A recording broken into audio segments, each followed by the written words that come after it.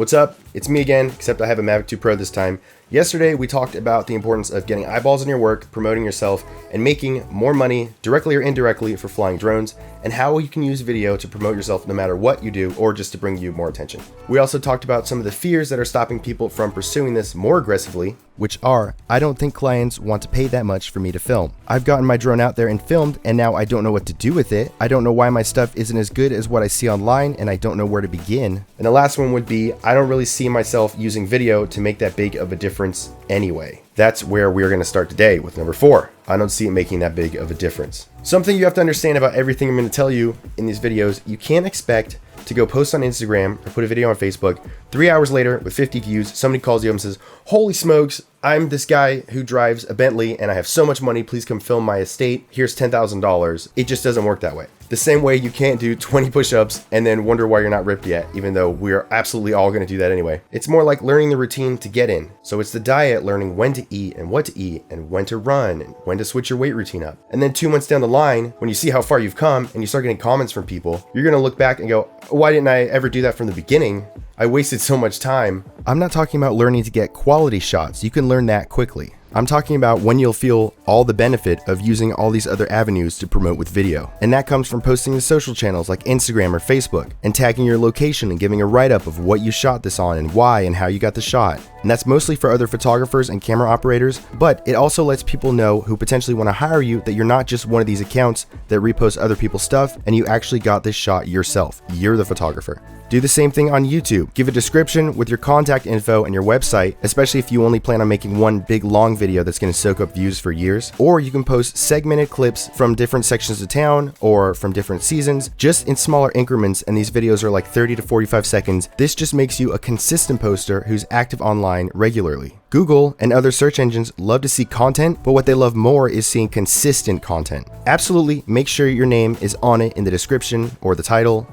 And it is absolutely crucial that you have your website or portfolio linked in all of them so they're tied back somewhere. It's not important that you get 10 billion views and you can't expect that to happen realistically. Great if you do, then all your problems are solved. But expect for that not to happen. You just want all these outlets for media to be tied back to one website or one portfolio. The way it sees it is that all these really popular sites, Facebook, Instagram, YouTube, Vimeo, all have videos posting associated with keywords with your name tied to it. So Scottsdale video production, Alex Harris drones, Alex Harris photography. Google will acknowledge that you're the guy who's doing the most stuff on the most outlets, which means you're probably popular, you're probably busy, and you have a lot of action and cool stuff to share. That makes you look busy and popular and cool, all because of the other ones that are pointing back to you. You do it consistently and it's up to date, so you're relevant and recent. In Google's eyes, video is something that legitimate companies do because it costs money and it's difficult to produce. Not everybody can do it. And since you can easily edit and produce as many videos as you need to and put them up constantly,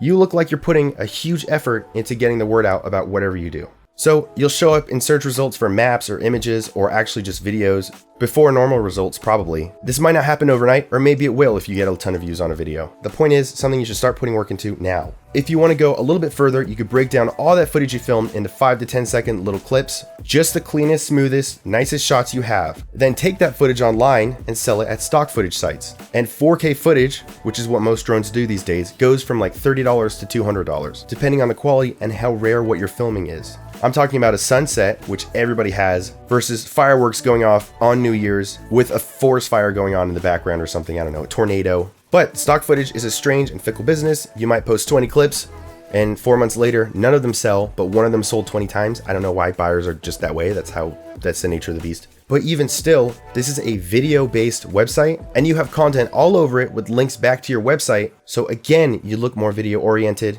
and it helps promote you even more whether you want it or not. The last thing that happens a lot for me, for some reason, earlier I mentioned making a reel of your city. You can put this online just for funsies, just for practice in your downtime, whatever. But I keep getting calls after people watch that for who knows why. And this is the news, or these are networks who are trying to get footage in town. And instead of paying some camera operator or a drone pilot $800 to go fly around and get this stuff, hoping the weather's good at dealing with a new person, they'll see what they want in your reel and they'll say, how much for this clip? You save them all the stress of having to deal with what I just listed. So you can say, I want 200 for it. Or you can say it's 150 a clip if you want 10, or 200 a piece if you want 5 of them. This is something I was putting out there just for a reel to have my name tied to it for search engine reasons, and it just keeps happening that way. This is me not aggressively pushing it. So if you were a better salesman than me, you could film something, make sure you have your best stuff in there from all over town, and then go to marketing agencies or PR companies, shop the footage and say, hey, I'm the guy with tons of stock footage next time you want it. You can license any of this footage, or you can use some of it if you recommend me to your friends. The point is, like your diet and exercise, this might not happen overnight, but again, the day you get the call when somebody says, I saw your reel and I like this thing right here, I want to pay you for it. Or they say, I want something similar and you have the smoothest shots or the best color. How much do you want to go film for a day? It is really, really, really satisfying. So how this works for you, if you don't actually fly for money, you don't want to do this for commercial stuff, but you have a drone, you want to make use of it. Whatever you do, I'm sure you have a house. You probably live in a neighborhood with other people around you. You are already relevant to everybody because you live nearby them. So any shot of a city or any shot of the weather recently or the clouds when they look really cool is relevant to everybody because maybe they saw it on the way home from work, but they missed it because they were driving, or because people just talk about the weather. They just do when they don't know what else to talk about. So share that with them. Let's say you are a cucumber or a carrot farmer and you're posting photos of your awesome carrots on Instagram all day long or somewhere online to get a following. That's going to be a really, really slow following because there's probably like 10 to 12 other people in the entire world who have such a passion for carrots. You're really in the slow lane. You have two options if you have a really boring job. Either say, I'm a cucumber salesman and I have an Instagram and Facebook where I post neat cucumbers and I have a very humble living because I don't make many sales. Or you can be the cucumber guy who for some reason has really awesome sunset shots in town and stuff from July 4th and holidays. So you get people to come look at your stuff or like it or share it for unrelated reasons. You get eyeballs on you, you get tons of attention. And then once every 10, 20 posts, whatever, you can slide in a cucumber. So you have 9 posts of beautiful stuff around town, and then you slide one cucumber salesy bit in there. Hey, buy 3, get 1 free, half off Tuesdays, whatever. But instead of going to pay somebody like the radio or a billboard to market your stuff because there's eyeballs over there, you make your own avenue for marketing. And it's just a fun skill to have. I don't know who wouldn't appreciate the social affirmation of people just liking your stuff. And when it really, really helps is if you have something like landscaping or you work in real estate, anything that has a lot or a building or land that you can post regularly showing what you do. Like if you're a gardener, you can take aerial shots of your garden from above or do a symmetrical layout and do a bird's eye shot straight down. You have it really easy if you're trying to promote yourself if what you do is related to outdoors or land or anything at a venue, or even if you just travel a lot for work. I talk about more promotion and sales ideas in the course, but the most important thing you need to understand is that no matter what you do, however you try and promote yourself, you need to have good stuff to begin with. You cannot cry wolf, okay? You can't fly in there with bad footage and shove it down everyone's throat and get 3 likes from your cousins and your mom and say, look at this drone I just got. You have to be confident your stuff is great. You have to show it to a neutral third party, not mom, because she's going to tell you it's great no matter what, and have them say, wow, this is really nice. I like the color. I love this time lapse. I like the way you're flying, whatever. But you need to be confident it's good so that when you share it, it will take on its own. So don't spam people, don't bother people. And that means knowing which sunsets are better for photos because of the way the clouds are scattered across the sky, or knowing the right angle to get on that huge surfing event that happened the other week, or knowing which flying techniques look great in certain scenarios. Drone videos inspire a lot of awe. The angles and the height that these things can get is just downright incredible. But that will only get people to do a double take. You might have something interesting to look at, but it needs to be displayed well. It's smooth, consistent flying, even lighting, and rich but not contrasty color that keeps people watching. Everybody's seen the State House from every which angle, but did anybody know how symmetrical the grounds are from a bird's eye view?